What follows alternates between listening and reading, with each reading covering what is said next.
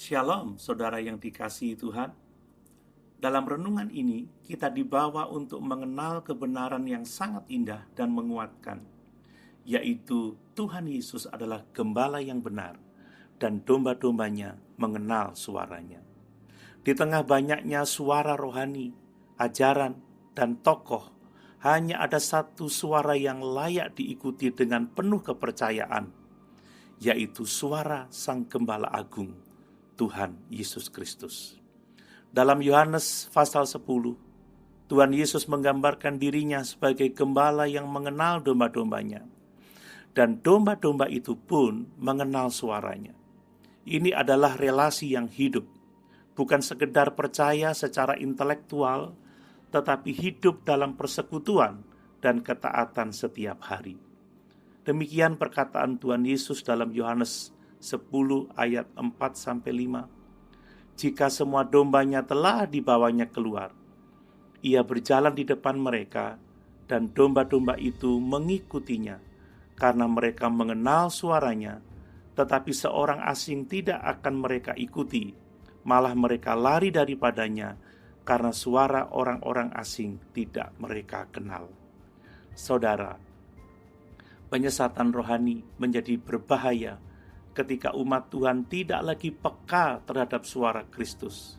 Mereka mulai terbiasa dengan suara asing, suara dunia, suara tokoh populer yang tidak setia kepada Injil, suara hati sendiri yang lebih ingin nyaman daripada taat. Tetapi Tuhan Yesus berkata, mereka tidak akan mengikuti orang asing, malah mereka akan lari. Artinya, domba sejati tidak akan tinggal lama dalam kesesatan, karena mereka mengenal suara gembala mereka. Lalu bagaimana agar kita bisa mengenal suara Kristus dengan jelas? Dengan membaca dan merenungkan firman setiap hari, dengan hidup dalam persekutuan yang sehat dan penuh kasih, dengan menjalani kehidupan doa dan ketaatan, dan dengan menolak suara yang bertentangan dengan karakter dan ajaran Tuhan Yesus.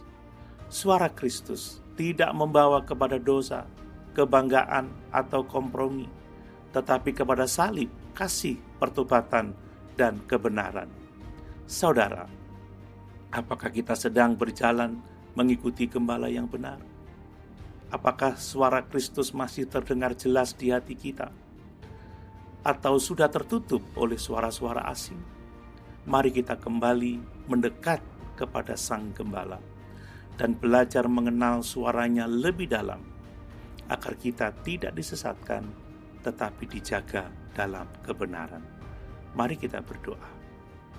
Tuhan Yesus, Engkaulah Gembala kami yang baik. Ajarlah kami mengenal dan mengasihi suara-Mu, dan menjauh dari setiap ajaran atau suara asing yang menyesatkan. Tuntun langkah kami dalam jalan-Mu, dan kuatkan hati kami untuk taat. Walau jalan itu tidak mudah, kami ingin tinggal dekat dengan-Mu dan mengikuti-Mu sampai akhir. Dalam nama Tuhan Yesus kami berdoa. Amin.